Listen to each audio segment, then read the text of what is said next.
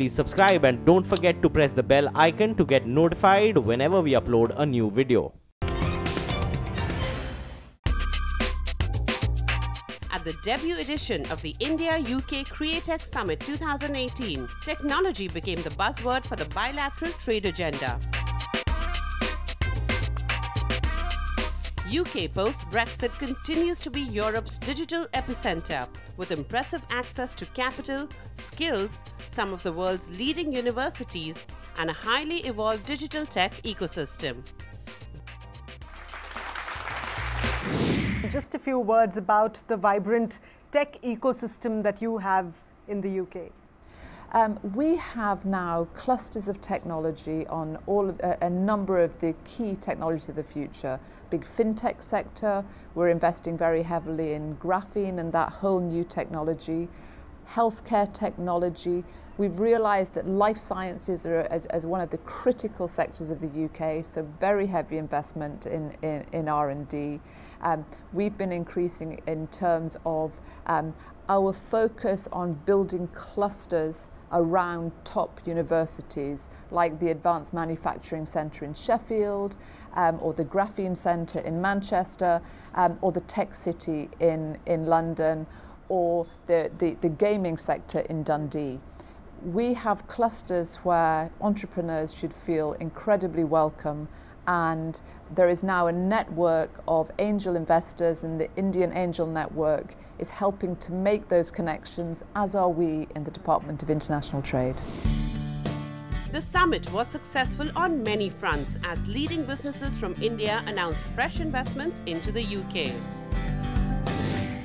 We are a major supplier to NHS in UK, and we are actually more than doubling the capacity there.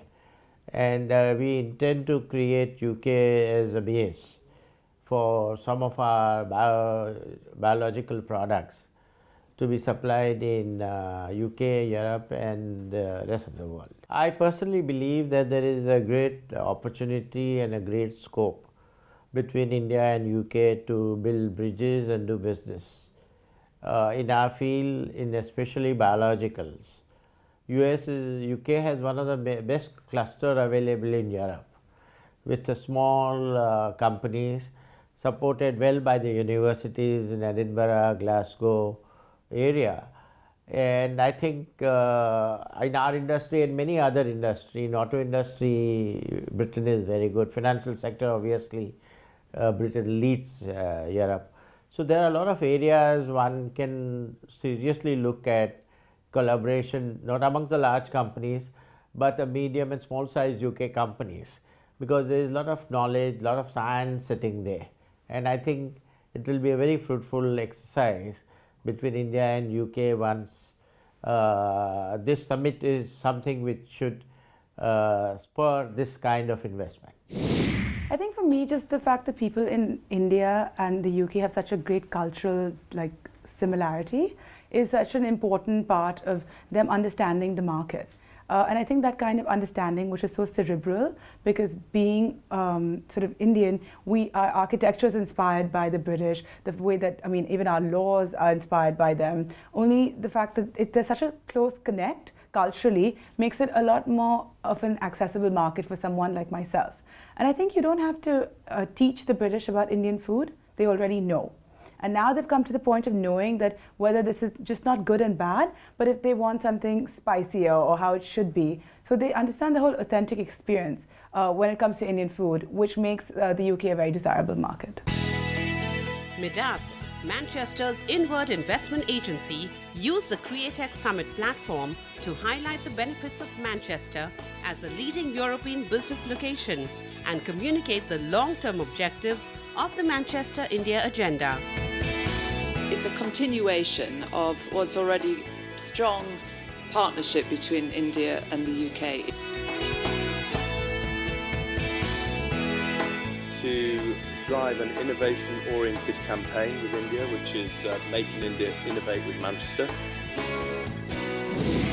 So the Manchester-India partnership has been established really to focus the minds of people both in Manchester and in India, hopefully, who want to increase the trade, investment, tourism and cultural and educational links between our two countries.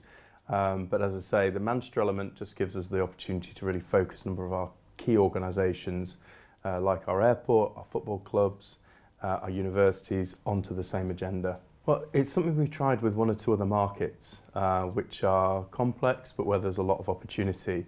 And I think what we realised is working in partnership makes so much more difference, bringing people's agendas together and working collaboratively to actually explore trade, investment, than working on our own independent agendas. So we also understand, I think, that working with our governments, both the British government, the Indian government, to understand their agendas better, again, harnesses the opportunities that we can actually identify. So today, being part of the Createch conference, which UK government behind, but playing a prominent role in that, and hopefully sponsoring the rocket ship programme, hopefully helping a number of exciting Indian entrepreneurs to come to the UK, to hopefully come and set up in Manchester, then that is all part of what the partnership's about. These are the 4th Tech Rocket Ship Awards, and to me it's about celebrating the talent of these young companies in this room. And there are 3 main reasons why these are important. First, it's because of the relevance of these companies, the partnership that it demonstrates, and the potential. Secondly, partnership. We've talked a lot about partnership. These awards will be showing the partnership between technology, between the people that can make that happen. And finally, these awards are about potential. Potential is what I see around me when I look at these awards. Your Prime Minister spoke of the living bridge, ideas, capital, people, technologies, and you are creating that bridge. So I would like to congratulate the 1,300 entrepreneurs who have taken part in the TRA.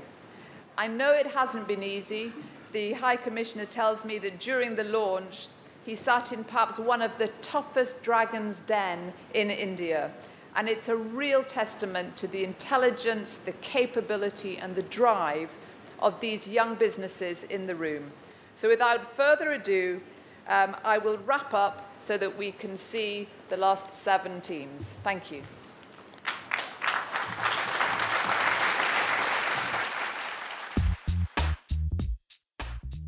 More than 300 applications and 1,300 entrepreneurs participated in this edition of the Tech Rocket Ship Awards, announced in October 2017. Of these, 15 of the best tech startups made it to the finale, where they made a final pitch to a panel that included Baroness Rona Fairhead, Minister of State for Trade and Promotion, Sir Dominic Asquith, British High Commissioner to the Republic of India, Mohan Reddy, Founding Director T-Hub, TV Mohandas Pai, Managing Director Aaron Capital, Saurabh Srivastava, Founding Member Indian Angel Network, Arvind Gupta, National President BJP IT Cell, and Alok Vajpayee, Chairman Rainmaking Innovation. And currently we are doing something around 1.2 crores of Indian rupees of transactions. The finalists had to go through a grilling session by the judges to win the finale. What is it that you're selling to them into your USP? Payment fraud. The 15 semi-finalists pitched their business ideas, out of which only 7 were successful in getting through the rigorous screening done by the jury. It's about their own website. So it's like a funnel. We funnel all of them and show it in one dashboard. Customer or the restaurant owner? We are a team of researchers. When I say AI, we are, because AI is more like a buzz term today. Everyone is doing AI, and of course we are also in that part. So we are a team of researchers, and when I say researchers, we did around 25 plus research papers in deep learning based research. And in that, of course, these research papers are published in some of the top conferences like CVPR, ISAP, ICML kind of conferences there. So we are utilizing this AI technology in one of the area we call content distribution ecosystem. So it's a sub-domain of digital marketing where a different type of content distribution happens, right? So when you talk about content, there are like a content distributor, there are content providers, there are ad, or you can say the content distributor, and third is the publishing space. Right, so this is the ecosystem of a content distribution. Thank you, Atul. Between the India and the UK, there are 25,000 restaurants in India, but 65,000 in the UK, which are enabled for table reservation. And the average diners visiting per month per restaurant is approximately 2,500 in India and 3,500 in the UK. And the average revenue a restaurant earns is approximately $450,000 in India and approximately 1.26 million in the UK. But the challenge is, no one knows, especially the restaurants, who are the diners, what's their spending power, what's their dining out pattern, and how do they engage and retain diners. Hence, we present Inresto, which is our B2B solution, which is a complete restaurant operating system. Is your target the customer or the restaurant owner? No. So in the UK, our target is the restaurants, basically, and they range from big multinational chains to small sort of delivery outlets as well. And how does this then compete with them using Facebook increasingly to get the customers in? So exactly. So we actually integrate with Facebook as well. So we aggregate all sources of customer where they acquire from and show it in one dashboard. So it's not just about Facebook. It's about other table reservation platforms. It's about other social media channels. It's about their own websites. All right. Startups working together. Thanks a lot, Ankit. Thank you. Fraud is a multi-billion problem worldwide. In UK itself, companies lost more than 300 million pounds in 2016 to e-commerce fraud. Fraud depends on geography. In India, cash is still the king, so return to origin and duplicate item return is major frauds. In UK, which is a mature market, payment frauds like chargeback, stolen credit cards, identity theft, and other payment frauds and promo code abuse is what constitutes major fraud. At Third Watch, we ingest hundreds of parameters into our machine learning model, and for each transaction, we generate a red or a green flag in real time. So red flag for a risky transaction and green flag for a genuine transaction. So fraud is a problem which cannot be handled by static rules. AI is required because AI is like a super cat, while static rules are like a mousetrap. While a cat can adapt to the behavior of the fraudster, which doesn't follow any rule, cat is something which can, catch even the smartest mice. Thank you, Adarsh. Round of applause for him. So we have created an end-to-end rental management platform. It starts with tenant profiling services, wherein landlord can profile the prospective tenant of his choice. So we gather identity, social credit, and psychometric attributes, and we benchmark the potential tenant. At the same time, we also help the tenant and landlords to get into digital rental documentation. So if you see in India, more than 1 million tenant and landlord litigations are lying in the civil courts. We just try to make the process easier than by keeping the clauses very fair. And at the same time, we streamline the rental collections for the landlords by ensuring that the tenant pays on time. And if he doesn't have money or if he has a cash flow issue, we facilitate even credit to the tenant so that the landlord is paid on time. All right, Mukesh, thanks a lot. Round of applause for him. We are an enterprise-focused Internet of Things startup. Our mission is digitizing the electrical stack. As the world is increasingly going digital, electrical remains resolutely analog, both in terms of technology and in terms of operations. So what's the solution here? There's no silver bullet. It's all about gathering data and transforming the way decisions are taken, going from opinion-driven to data-driven. As you look at the UK market, which I guess you're interested in, who's going to be your competitor there? We are looking at everybody as a potential partner because the areas we're looking at in the electrical stack, we have companies like GE, Siemens, Schneider doing similar work, but they are up in the value chain. We are looking at the bottom levels of the value chain where they don't have the reach. So we are partnering with them to take our products to the market there. Good. All right, Ravi. Thanks a lot.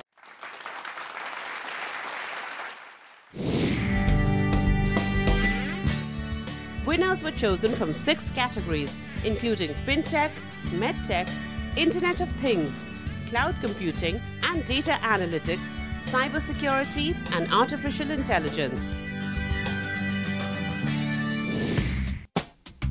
The winners were awarded by His Royal Highness, the Prince Edward, Earl of Wessex. Round of applause, everybody, for StackQ for their prize.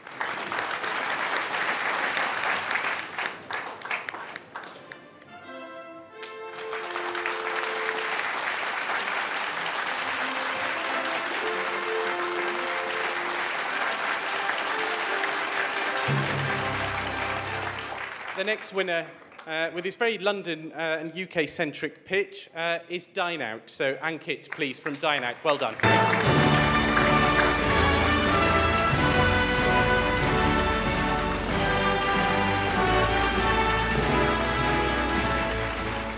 next, Third Watch, who've been looking on intently. So Third Watch, who are the winners under our cybersecurity category.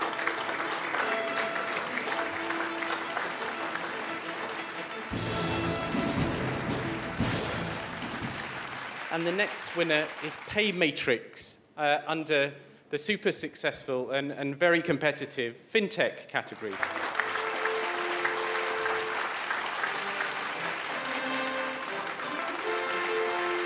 The next category was the Internet of Things, and for that, the winner is Ayasta Innovations, digitizing electricity. Well done.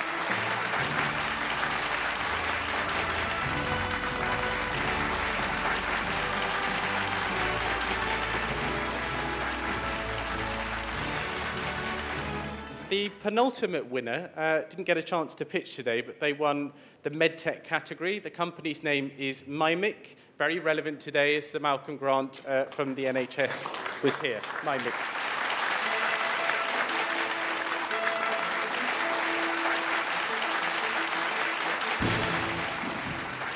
And then the Judges Award went to an incredibly innovative agri-tech scale-up called Croppin. Could we please invite Bhavesh up to the stage?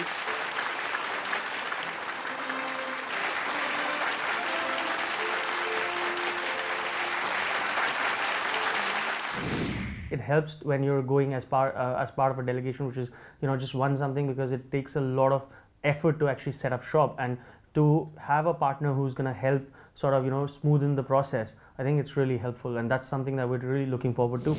Definitely, it feels amazing. It feels great to be recognized by such an authority and such an organization, such an institution for the work that we are doing since past few years in agricultural technology space. So definitely, it feels great, and I personally feel honored to have received award by His Royal Highness, and it was a wonderful opportunity. T-Hub is a not-for-profit entity that is trying to make startup success stories for India. Having been associated with the Tech Rocket Ship Awards for the past few years, one of the things that I've noticed is that our Indian startups themselves are maturing. They're getting more into deep tech, they're solving bigger and bigger problems, and that's why they're global in nature. So the mentorship that's provided by the whole mentorship panel has been getting better and better as well. It's helping our startups to scale much faster than they would on their own. So I think that's been incredible.